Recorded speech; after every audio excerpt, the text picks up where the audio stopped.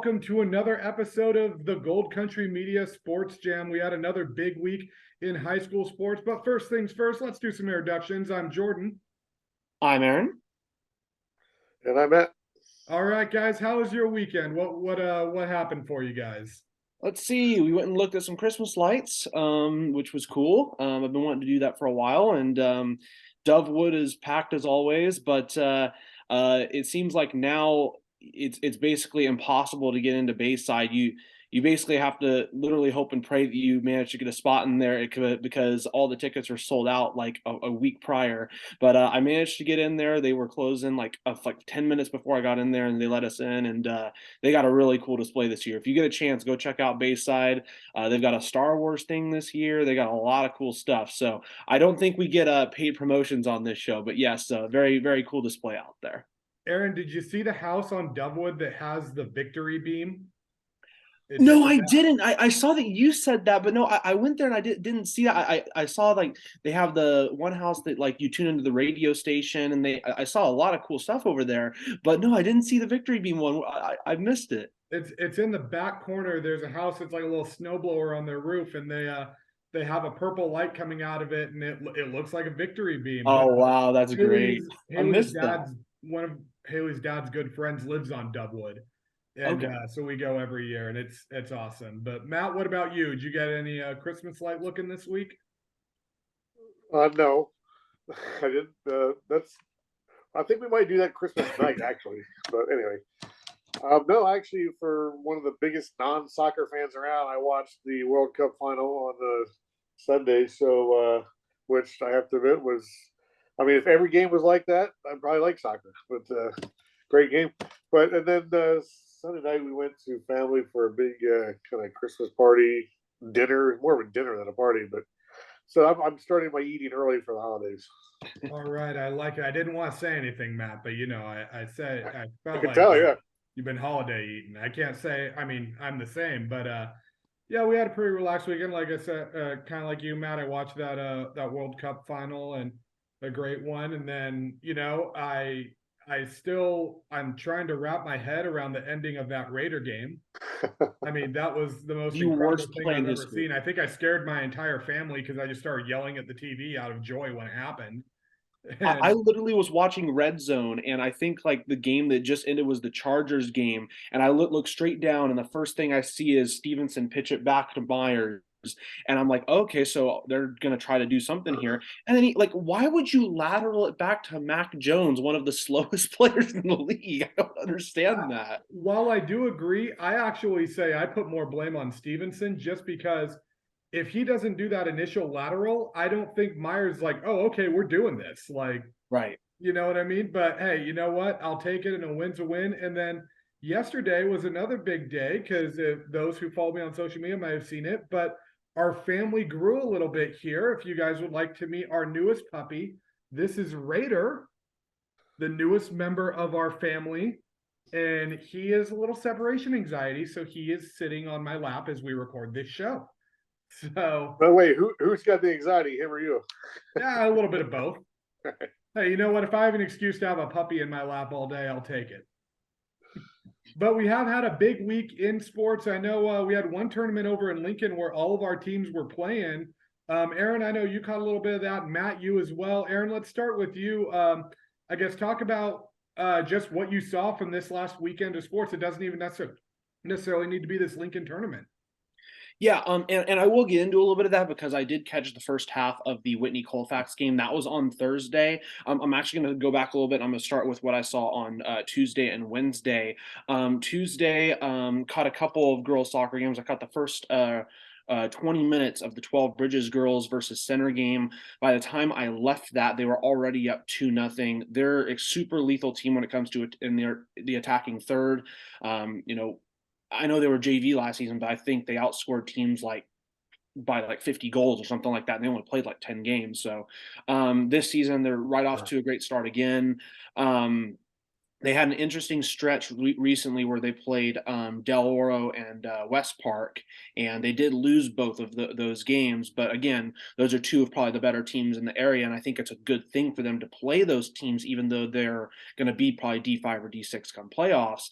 And I'm really looking forward to seeing what 12 Bridges can do when it comes to 12 Bridges and Colfax. Those are probably going to be the two top teams in the league, and they play each other at 12 Bridges on January 6th. So definitely something to look forward to in a couple of weeks from now. But after I caught the first 20 minutes of that, I went over to Whitney where I watched it, and I had this one written down for a while. I think I mentioned it on the show a couple weeks ago. I watched the Lady Wildcats face Wood Creek, and the Timberwolves got things going almost immediately with a Lexi Schroeder goal in the 3rd minute.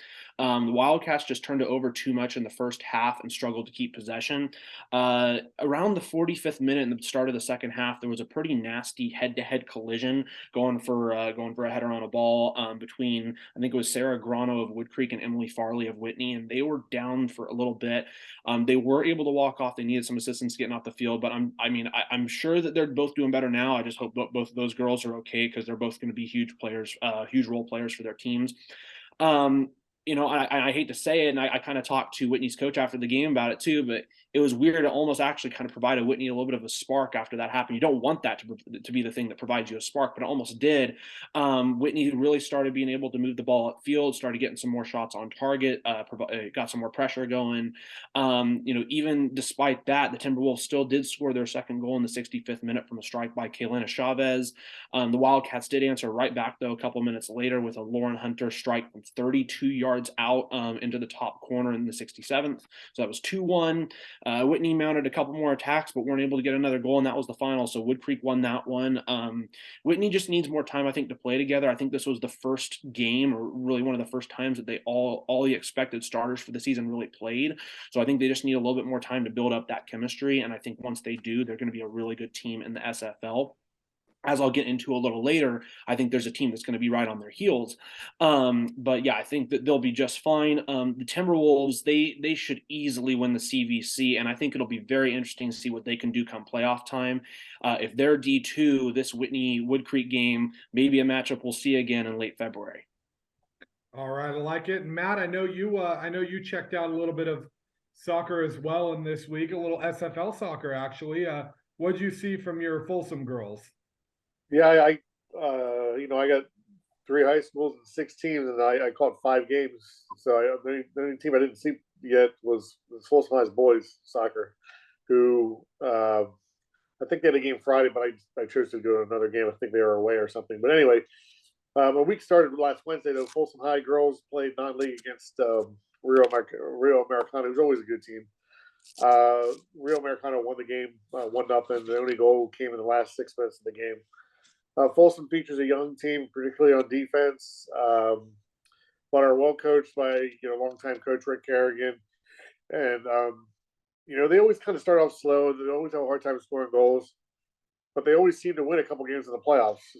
So by the end of the year, I expect the same, even though they're young defensively.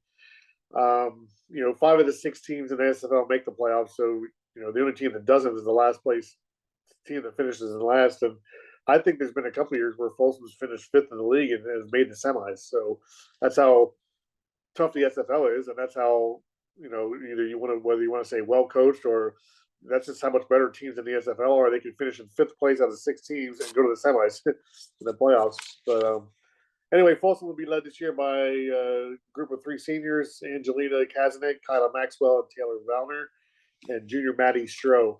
And they're off to a 4-2 start this year. Thursday, I did go to Lincoln to catch Vista Lago's first game at that tournament. But when I got there, their game, which was supposed to start at 5:30, got moved to 8:30. So I didn't watch Vista's game, but I did watch the Colfax Whitney game just because you guys had talked about it so much, and I had some time to kill before my next soccer game. So that was entertaining and a nice win for Colfax there, who, by the way, beat Vista in the second round of that tournament. So another good win for Colfax. Vista, by the way, ended up 3rd in that tournament. They came back to beat Lincoln in the 3rd place game. But then, so after watching Whitney and Colfax Thursday, I went to Whitney High School to watch Vista girls soccer play Whitney in a non-league game, and Whitney really looked good to me. I don't know much about them, but they beat Vista 3-0. And Vista's always pretty good. They're really young this year. but I like what I saw from Whitney. But anyway, I'm here to talk about Vista. They gave up an own goal in the first minute. Vista scored their own goal, and then Whitney scored 2 in the second half, I think. So it was a 3-0 win for Whitney. Vista is off to a 3-3-2 start. They lost 10 seniors off last year's D3 section championship team, but they've got some good players coming back, notably forward Renee Davis, midfielders Laurel Matthews and Anna Olson, and central defender Madison Brossert. So they've got some veteran leaders coming back, and then Coach Kennedy Changa has 7 freshmen up on the team. And that's kind of what happened 4 years ago, leading up to the section championship last year. He brought up a bunch of young players, and they just came up each year and got better and better. And we'll see what happens with this group. But he's got 7 on the team right now. He likes them. They've got a lot to learn, obviously. He got a lot to improve on.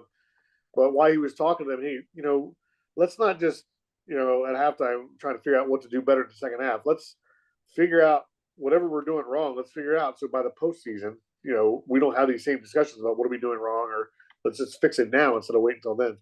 So I kind of like that point.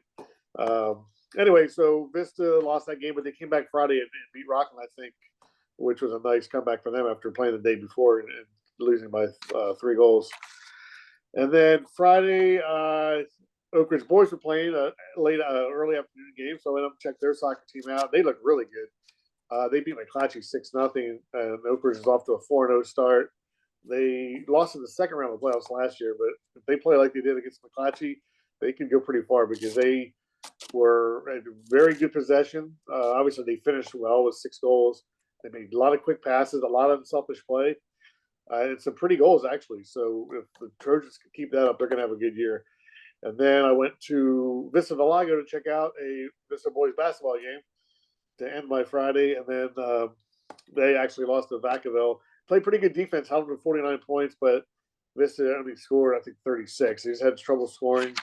And they have some work to do. They're kind of, I think they're around 500, but they need to, keep hitting the practice floor, and they need to rebound better and pass the ball better.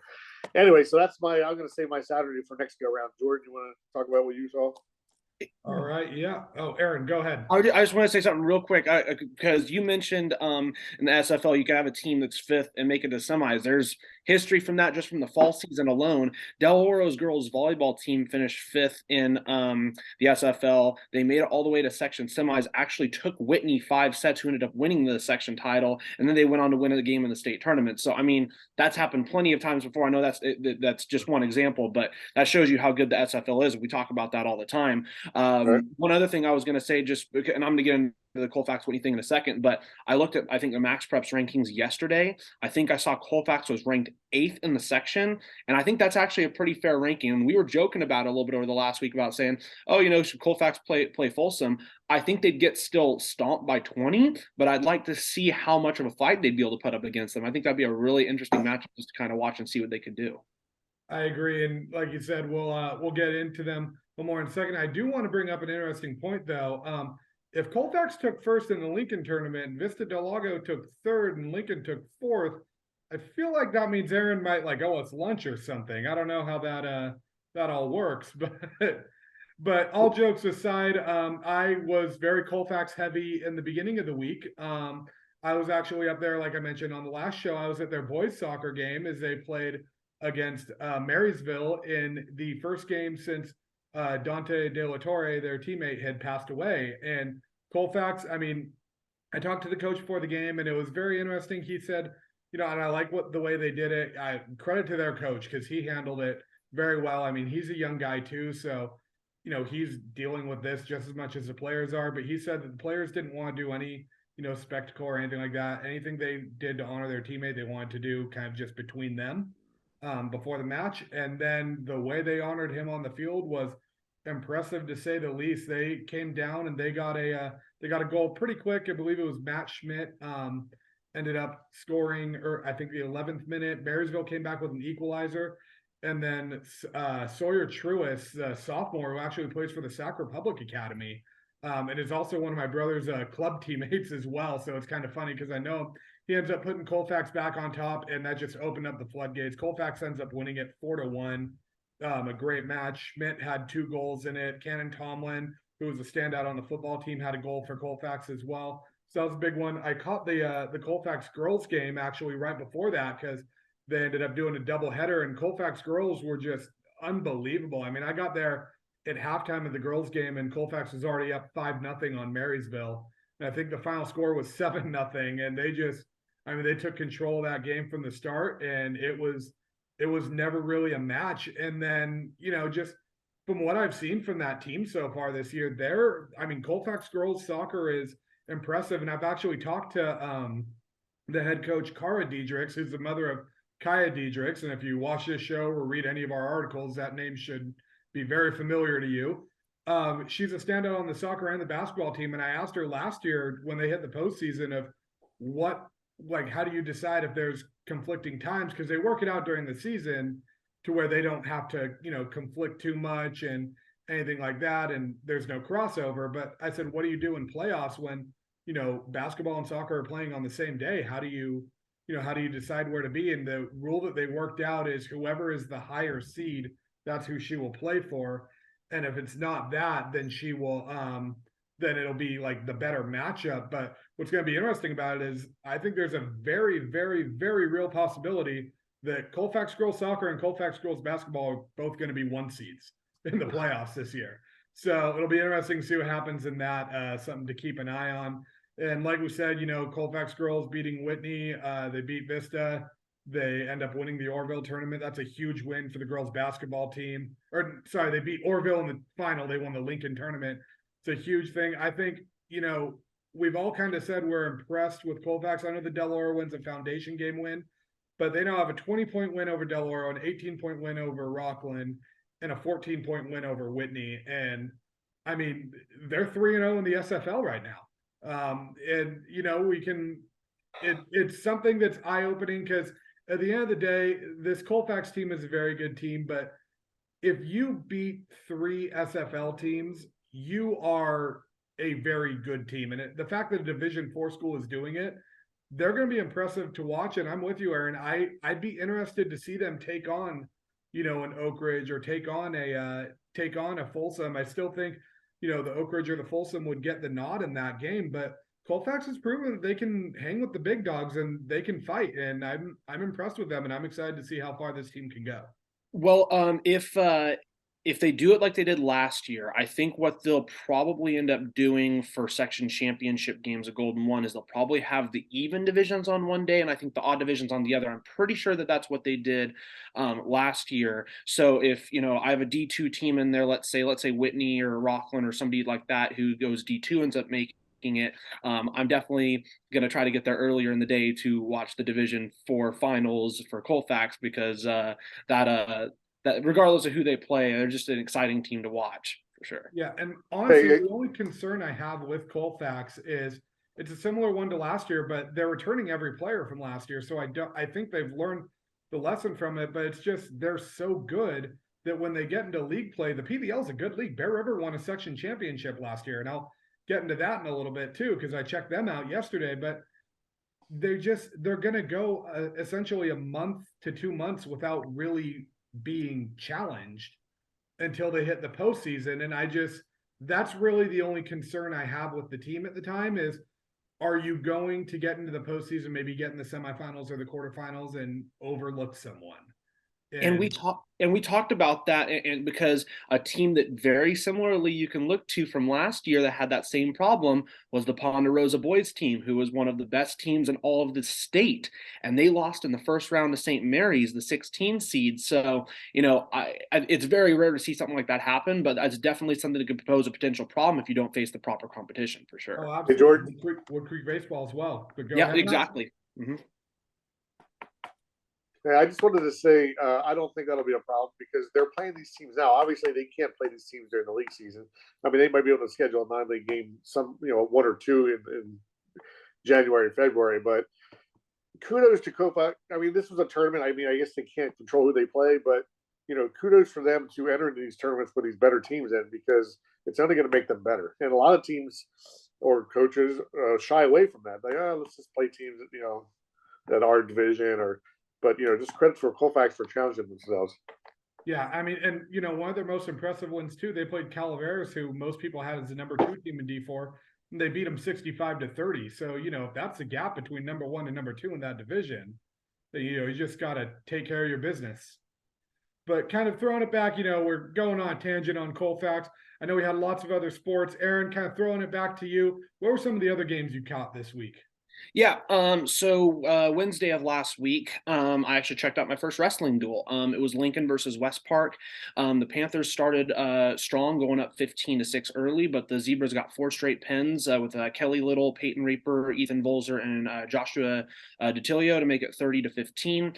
Panthers did make it close towards the end, but lost 39-36. For the Panthers, junior Caden Obian at 132 pounds is definitely one of the best in the area at his weight class. He was actually the sole Panther to qualify for state last season, first West Park wrestler in history, because they're a 3-year-old school. But he won his match on Wednesday via pin over Lucas Hancock. But I will say, and you had to be there to kind of witness it, Hancock fought the entire first period. I think he got pinned in the last 10 seconds of the first period, but I think he did 2 or 3 just insane high bridges where he's like you go back any further, you're probably gonna snap your neck. And it was absolutely insane to just see the absolute strength it took for him to not get pinned early on. It was very impressive to watch. Zebras though won that match, so congrats to them. They went on to take 3rd at the Folsom Jailbreak duels on Saturday. I believe that's their first trophy of the season. But getting into Thursday, I know we've talked a lot about Colfax. I'm just going to mention a couple more things because like I said, I was at the first half of this match as well. Their ball movement is extremely impressive. They're super unselfish. They'll pass up a good shot for an even better shot. The only thing I'd say, and it's hard to give critiques to a team that's doing so good, but I mean, I think that it's also important to also look at even small things so that they can work work them out. I do think their passes do need to be a little bit quicker. One thing I noticed is they do throw a lot of bloop passes. They do kind of work out, but I mean, you go up against a really quick physical team that presses on the ball, you're probably going to be starting to turn the ball over a little bit if you're not a little bit quicker on those passes. But I mean, it worked out for them. They ended up winning that game. Kaya Diedrichs and Macy Hyman played very well for Whitney. They turned it over far too much, and I think their shot selection wasn't the best, at least from what I saw in the first half.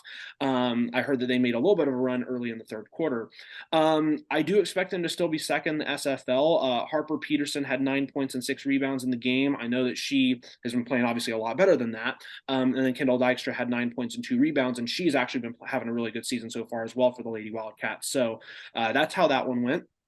And then on Friday, I mentioned earlier, Whitney, as you mentioned, Matt, they won 3-0, though, pretty impressive. I think having another game under their belt against Wood Creek kind of helped going into that Vista game as well. But there is a team I think that could definitely pose a threat to them, and it's the team that they actually beat in penalty kicks in the section championship last season, and that's Granite Bay. Granite Bay graduated their top 2 goal scorers, the sisters of Savannah and Julia Schwartz, but they've got a lot of talent returning. I was at Granite Bay on Friday for their second game of the season against Cordova. Their first game was a 0-0 draw at Woodbridge down in SoCal. The Grizzlies won this one 4-0 and had 4 different goal scorers: Taylor Jeffrey, Genevieve Garcia, Archana Jayaraja, I believe I'm pronouncing that right, and Kennedy Swift. They totaled 15 shots with 10 on target, the Grizzlies did. I will say they do need to improve at creating more efficient chances, as some of those shots on goal were from far outside of the box and made for easy saves. And then they would have multiple times they'd get it over into the corner and they just wouldn't be able to cross it in or get a good ball in. And then they'd have set pieces, and that's another thing. They need to make better decisions on set pieces. They'd be, having corner kicks where they should be going quicker. They would have free kicks where I just felt like the decision making wasn't all there. And I think a lot of that just comes down to chemistry, because again, this was their second game of the season. They do need a little bit more practice. I still think they're going to be really good, but it brings up an interesting point. There's some teams like Wood Creek and Roseville. The CVC has already started league competition where, obviously the SFL and the FVL start and the PVL start, after winter break. But there are some teams that, will play 5, 6, 7 games in, preseason, some in tournaments, some, just regular games they schedule. And then there's other teams that only schedule like 1 or 2. And I think there's positives and negatives to that. I think the positives are, you avoid any potential injuries by playing less of those games, but at the same time, you lose the chemistry you could gain as well. The only other thing I'd say is some of the teams that have played 6 or 7 games haven't had their full squad either. Whitney, for example, they have 6 draws on the season, and a lot of those draws are because they didn't have their full squad because a lot of those girls were overplaying ECNL and Tennessee. So it's just kind of interesting if you look at it. I don't know what your guys' take is on it, if you think it's a positive playing more preseason games or not. But it's just definitely something kind of interesting to look at especially when you look back on the season kind of later in the season towards playoff time. I definitely think it's interesting because, the club thing does matter, but at the same time, that's the price of having as many club players as some of these schools have. And, if you have that many club players, you're clearly still a pretty good team. And it's not like, other teams aren't dealing with a similar thing. And I think at the end of the day, if you have those ECNL type players, when they come back, they do give you that boost to end up, still being a very good team, very competitive team. I don't think there's going to be very many cases, if any, of teams, missing the playoffs because they didn't get those ECNL players in the beginning. It might, be a difference in a seed, but at the end of the day, if the seed differential is all it is, you still have to beat everyone in the bracket no matter what. So why does it matter what round you do it in? Yeah. Are you done, Aaron? Yeah, I'm good. That gets through everything I covered last week. Okay, so Saturday, I went to see Vista Boys. In the morning, I went to Folsom High just to take some photos of the jailbreak goals. Folsom ended up winning that tournament by beating Vacaville, who Vacaville didn't have their A lineup in, but hey, that's their choice, I guess. But Folsom won it. But so hey, Folsom will take that, I guess. Then Saturday afternoon, I went to see Vista Boys play Central Valley. You're talking about preseason games and how many you play. Vista had a good amount. They were 2-2-2 entering that game, so they had played 6 games already. Central Valley had played double that, so they had 9 wins already. So they had a lot of games under their belt, and that was really a kind of entertaining game. It was kind of a playoff-like atmosphere. Vista they played the game without 3 starters. And before the game, listen to Coach Grant Tyler address the team. He wasn't conceding the game, but he's just like pretty much told the team that, hey, let's compete, but let's play conservatively, and let's see how maybe we'll get an early goal. We can go from there. He didn't really seem too confident with their 3 starters out of the game, but Vista ended up winning 2-1. They played a great game. After the game, Coach Tyler was thrilled. This team played great. A lot of guys stepped up. And again, this is a team that won the section championship last year. Never had a healthy game. They had never had their full lineup for any game last year. And they won a section championship because it seemed like they had 6 or 7 guys that got hurt at different times and they've never played together. But they still won the section championship. And, missing 3 starters, beating a team, Central Valley, who I think they're a perennial playoff team, but they were 9-1-2 entering the game, and they were a decent team, and Vista still got the win. So who knows? Vista, even though they lost a lot of players from last year's team, they'll be strong again. And Vista always had a good soccer team, boys and girls, so that's really not a big surprise. And then after that game, I headed up to Oak Ridge to see the girls play, Oak Ridge girls play, and they played Temecula Valley, and I didn't even know who they were playing when I got up there. I just knew they had a game. And here, this was like a showcase game. Temecula Valley was Southern Section champs last year, and they won the SoCal regional playoffs. So this was a game between the Northern California regional champs against the Southern California regional champs. So turned out, hey, it's a pretty decent game. It was a lot colder up there, and it was a little bit later than it was, 2 hours later start than Vista. But I don't know how the girls from Temecula Valley like the cold weather, but Oak Ridge won the game 3-1. And Oak Ridge has, again, just like Vista, they've lost a lot of players, but they brought back. They have plenty of the tank to make another run this year. They lost yesterday to McClatchy, so now they got their first loss. They're 3-1 this season, but Oak Ridge girls will be just like the boys, just like Vista boys and girls. They're in the mix. They're going to be fighting for a league title and beyond. So good showing by the Trojans. Yeah, definitely. And I guess we can technically crown Oak Ridge state champions now in a way. I mean, they're one of the European leagues. They do, like the Champions League champion and the Euro League champion. They face off the next season, so it's not the same teams, but they consider that the European champion. So I guess we can call it that for Oak Ridge postseason state champion. There you go. Well, Thursday night I was very basketball heavy. I actually went out to Sutter High School, the newest Sac Joaquin school, and I watched their tournament. Placer was playing there, but before Placer's game, actually, I caught Valley Christian's game, and the Valley Christian girls put on a solid performance. They ended up beating Calusa.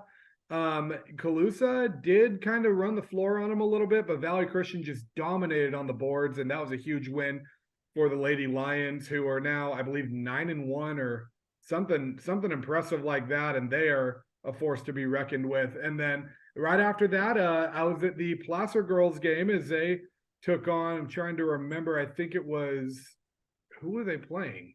Now that I'm thinking of it, it was wow. Why am I drawing a blank on this right now? You're good. I got you. By the way, Valley Christian is 10-2, and I know that they beat Placer, I think, the very next day. So I got you on this.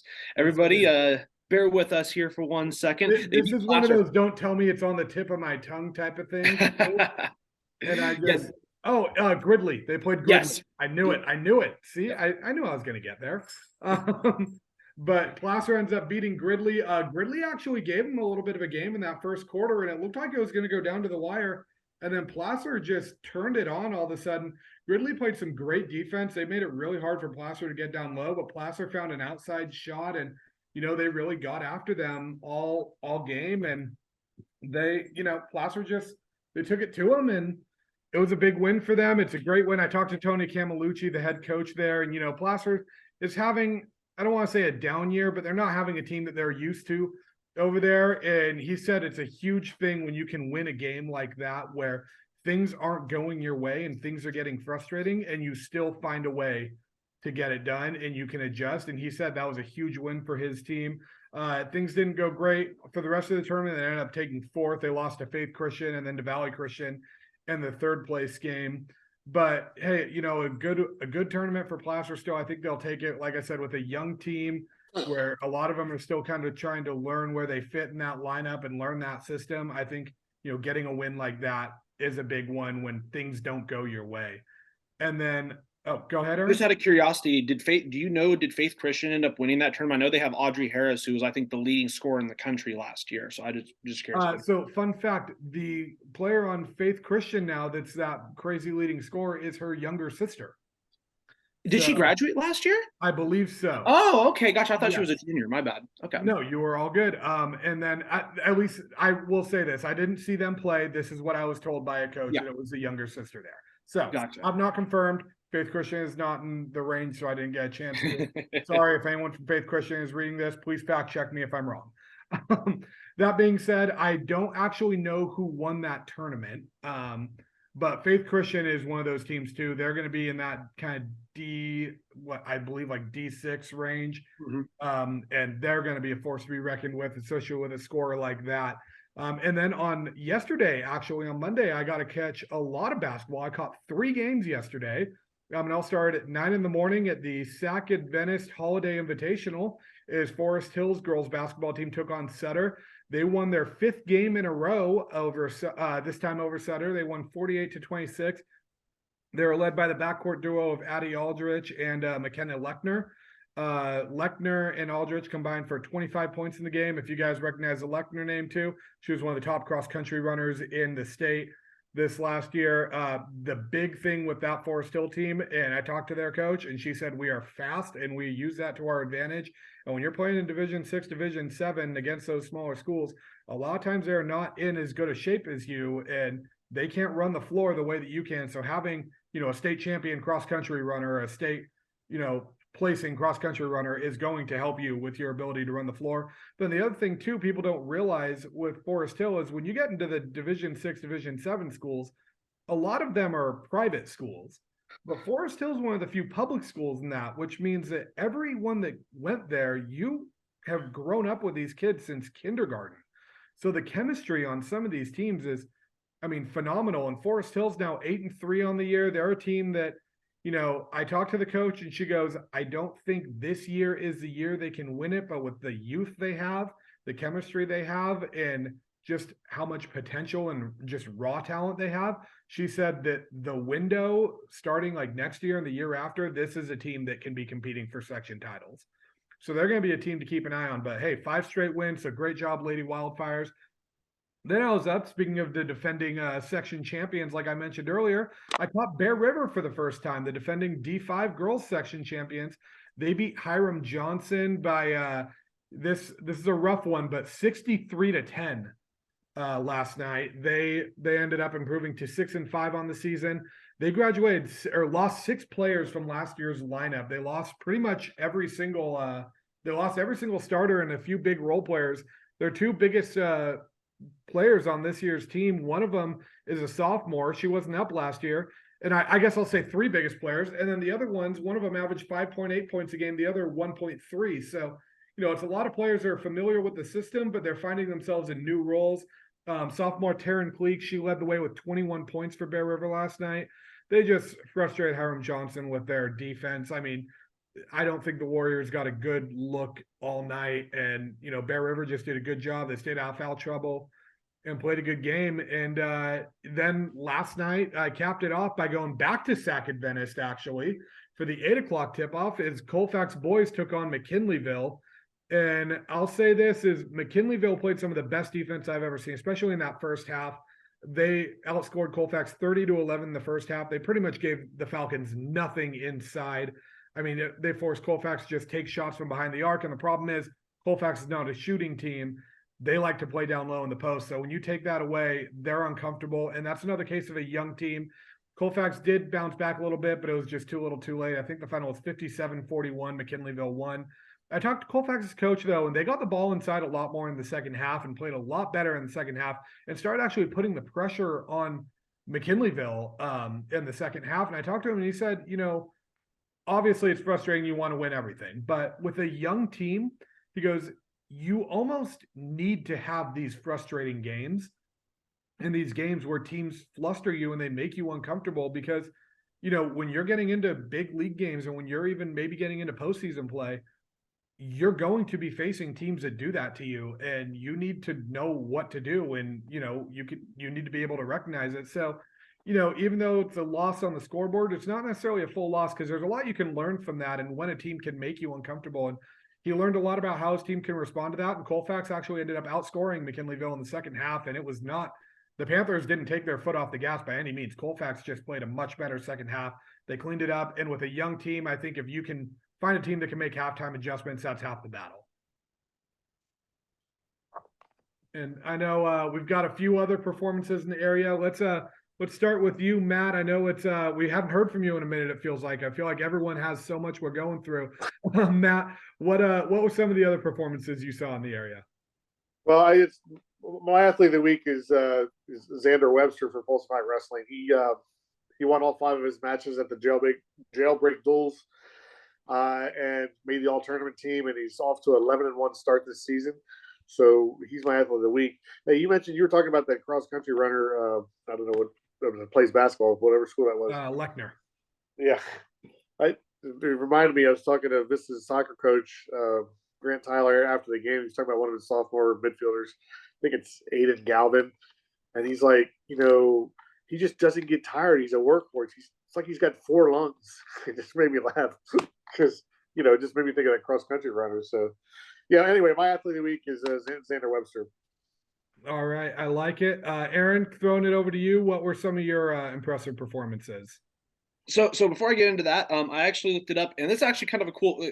We don't cover them, of course, but it's actually kind of a cool story. So, Lauren is the second leading scorer on that team behind her senior sister Audrey. So Audrey actually is a senior, and Mary's half right. Yeah, you're half right. Marysville actually ended up winning that tournament. They beat Faith Christian in the finals, but that's kind of cool to just see. Faith Christian might be a good team in D6. I know that they lost to, I think, Valley Christian, if I'm not mistaken, in the semifinals last year before Valley Christian beat Sac Adventist. So just a cool, fun fact there. But yeah, in terms of some of my players of the week, my Lincoln area athlete of the week is Chloe Van Winkle of 12 Bridges Girls Soccer. She scored 5 goals in 2 games last week against Center and Lyndhurst. She has 9 goals so far this season. It's actually kind of a fun story because she's a junior. She was a sophomore, and she was, I think, the second or third leading scorer on the team last year. With 12 Bridges opening up, there's been a lot of shifting around. So 12 Bridges' leading scorer last year on JV is actually now transferred over to Lincoln, and she's playing at Lincoln. Chloe, who's now a junior at 12 Bridges, this isn't her first time playing varsity because she actually started as a freshman at Lincoln back in 2020 and 2021 season, the COVID season. And she was, I think, their second leading scorer that year. So this isn't nothing new for her. It's just a different school. And she's already leading them along with Kelsey Bartlett. And like I said, 12 Bridges is a really good team. So it'll be interesting to kind of watch them. Speaking of soccer, Zebra Soccer is 8-0 to start the season. I think that Max Preps had them ranked 6th or 7th in the entire section. They beat Del Oro 3-1 in a tournament final on Saturday, and Robert Lloyd has played well with 4 goals over the past week. I don't want to spoil anything in advance, but unless anything crazy happens at where I'm going tonight, which I'll get into in a moment, I think that there's a good chance Robert will be my athlete of the week for next week. Lincoln girls soccer went 1-1 at the Chavez Classic, the Lincoln tournament. Katie Leith averaged 13 points, 7.5 rebounds, and 5 assists. Taylor Hodge had a double-double against Pleasant Grove, and Issa Keetle, the freshman, had 12 points against Vista.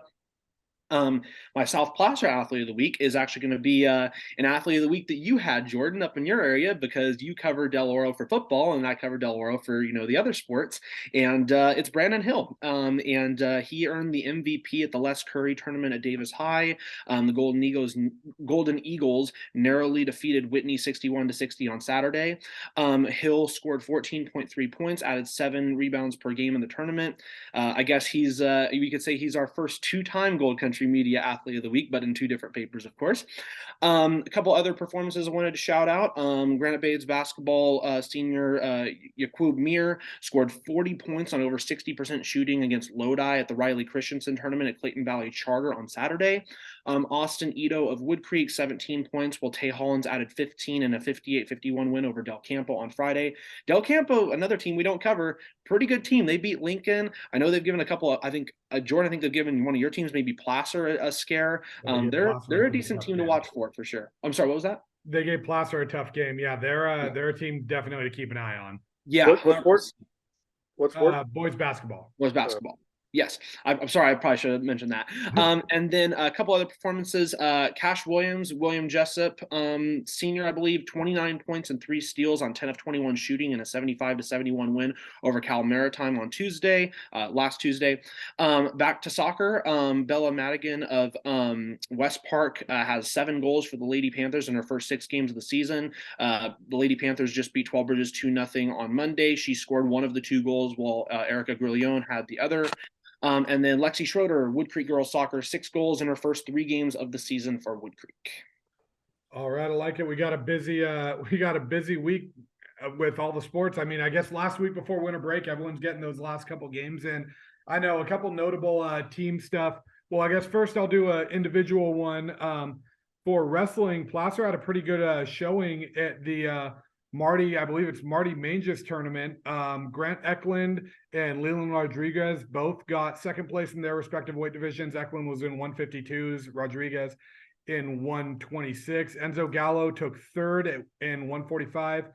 Jack Steed Spade finished 4th in the 170. And then Brianna Packheiser was a top 5 wrestler as well in the 116-pound division. So congratulations to them. And then keeping it on Placer, they have had one of the most impressive performances that I've seen. I think I was high on the team, but I think I might have underestimated the boys team a little bit this year. But the Hillmen right now, they're 11-1. They went on the road and beat Del Oro Tuesday night, 61-53 off a great performance from Sam Hurley. And then they went to Dublin over the weekend, and I kind of talked to the coach and he said, Dublin, Mark Lee told me Dublin is the tournament where the size is a lot bigger than what we see here. The talent's a lot different than what we see here. And that'll be the real testing thing. And, you know, you're proving when it's your proving ground like that. I was expecting it to be, you know, Placer maybe going 1-2 on the weekend, or I wouldn't even be shocked to see him go 0-3. What I didn't expect was Placer to take second in Dublin over the weekend. They beat California from San Ramon 68-58, and then beat a Foothill of Palo Cedro 55-44 before falling to the host Dublin in the championship 63-47. But I mean, Placer they're every bit as advertised right now. They are a big name team. I mean, 11-1 right now. The loss to Dublin, they're one of the top teams in the state. If you look at Placer's rankings, though, I mean, you know, I know it's early in the season. Max Preps isn't always as up to date, but as of right now, Placer is ranked as the number 7 Division III team in the state, the number 6 team in the section, and the number 1 D3 team in the section. So, I mean, they're making some noise, and the thing is, when you're making noise like Placer is, you're going to have a target on your back. So, Placer, you know, an impressive performance. I'm interested to see what they do coming up. They have basically a week off until the Kendall Arnett tournament, which they host. And if you guys obviously know about that, it's the oldest annual prep basketball tournament west of the Mississippi. There are claims of that. So it's been going since, I believe, 1936. So, and actually, I think Folsom won the first ever Kendall Arnett. So a little fun trivia fact for you. And yeah, as far as, you know, that's as far as I got for the team stuff. Matt, did you have anything you wanted to add as far as team stuff? I remember Folsom was in that tournament way back when I started here, I think, and they won. Pretty sure they won it. That would have been like 2000 or 2001. I remember it was a pretty exciting win too. I remember it was like a last second shot. So just to double back on your Kendall Arnett. No, this week I just 2 tournaments I'm going to be going to. Folsom High, you know, their boys are home for the first time this season after 7 games on the road. So they have the Stan Harms Classic this week, Wednesday through Friday. And, you know, they're happy to be at home and get to play in front of their home crowd. And then the Oak Ridge girls have the Trojan toss-up, same Wednesday through Friday. And, you know, Antelope's playing in that, and St. Francis and Heritage. So that should be a good tournament too. Aaron, where are you going to be at? All right. So starting off Tuesday night, which is later tonight, I'm going to be at 12 Bridges to catch the boys basketball team. First time I've caught them this year. They're going to be playing Pleasant Valley. The Rhinos are playing well at 8-3, but face off against one of the better D3 programs in NorCal in the Vikings, who are 9-2. Should be a good matchup. It's going to be a tough game for 12 Bridges, but I'm looking forward to seeing how much of a fight they can put up in that one. Wednesday, I'm actually going to hit, well, originally when I wrote this, I said I was going to hit 2 things. I might actually be hitting 3 things on Wednesday. So I'm going to be for sure hitting the Whitney boys soccer game against Sanger in the opener of the Capital City NorCal Soccer Showcase. Wildcats are 2-1-2 after beating Sarah on Saturday and are coming off of being NorCal champs last year. There's a chance I might even try to go to the 9 a.m. game, at least catch a little bit of it. The Granite Bay's boys play. I haven't seen them play so far this year, so I'll have to maybe check that out. But in terms of also tomorrow night, that 5 o'clock Whitney game, I may have to dip out a tad early because at 7 p.m. I'm going to be catching Lincoln girls basketball against Casumnas Oaks. The Wolfpack are 7-3, so you know it could be a competitive ball game for the Zebras.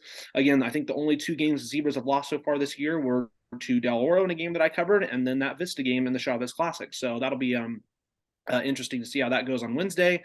I believe that is their last game of the calendar year. I could be wrong. They might have one other one in a tournament next week. I'll have to check that again. But Thursday, I'm going to be heading to American River College for men's and women's basketball against Sierra, who I cover. Haven't seen the Wolverines yet, so I'm interested to see how they play. The Lady Wolverines are 6-6 and off to a bit of a shaky start, and then the men are also 6-6. They went 1-1 in the Delta tournament over the weekend, so looking forward to seeing that. All right, a busy week for you. Because I had a busy day Monday, I've actually only got 1 game coming up this week, and that's Thursday night. The Colfax girls are playing the Placer girls in basketball at Placer, so that'll be an interesting one. A great old PVL rivalry before Placer left, and you know, two programs that have been powerhouses over the years. I think Colfax has the edge this year, but still, it's a great time seeing those 2 schools come together in a big rivalry. But as far as this week for sports, I think that's going to just about do it. Matt, Matt or Aaron, I guess, do either of you have anything you want to add? I'm good. All I'm right, then good. we got to leave it because this is our last show before Christmas. What's your favorite Christmas tradition? Me and my parent, well, I always like looking at Christmas lights, but me and my parents, like the last few years, we've gone mini golfing on Christmas Eve at Golfland, and then always go grab a bite after. And it's a cool thing to do with family. It's always cold, but it's something fun. And me and my dad always talk crap to each other because he's beat me probably half the time. I beat him probably half the time. So we're gonna see who wins the Jackson Cup this year. But yeah, so that's a fun tradition that we like to do. All right, I like it. Matt, what about you? I think it's just, watching all the Christmas movies leading up to Christmas. I think it's my favorite thing. I'm with you. I've got to say, I think, best Christmas. I'm with you on the Christmas movies. That's my favorite part. Best Christmas movie though, it's got to be Christmas Vacation, right? I'm I'm a Home one of my Alone favorites, I fan. know that. I'm a Home Alone fan. I'm sorry, but I'm sorry. I grew up on that, and that's still one of just the funniest movies in general. That's a watch every year for me. Oh, Hey, yeah. you can't go wrong with it. All right. Well, I think that's going to just about do it for this week's episode of the Gold Country Media Sports Jam. Thank you guys for tuning in, and Merry Christmas, Happy Holidays, Happy Hanukkah, whatever you celebrate. Have a happy one this holiday season. I've been Jordan. I've been Aaron. Matt. And we will see you next time.